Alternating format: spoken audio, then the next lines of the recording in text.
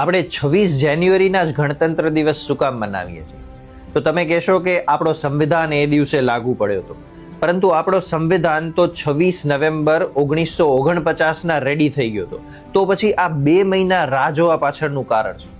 તો વાત કંઈક એમ છે કે 26 જાન્યુઆરી 1930ના રોજ ઇન્ડિયન નેશનલ કોંગ્રેસે એવું જાહેર કર્યું કે આજે આપણે પૂર્ણ સ્વરાજ દિવસ તરીકે ઉજવશું, અને ત્યારથી જ્યાં સુધી આપણે આઝાદી મળી ત્યાં સુધી આ જ દિવસે એટલે કે 26 જાન્યુઆરીના દિવસે ભારતના લોકો પૂર્ણ સ્વરાજને એ દિવસે ઉજવતા હતા.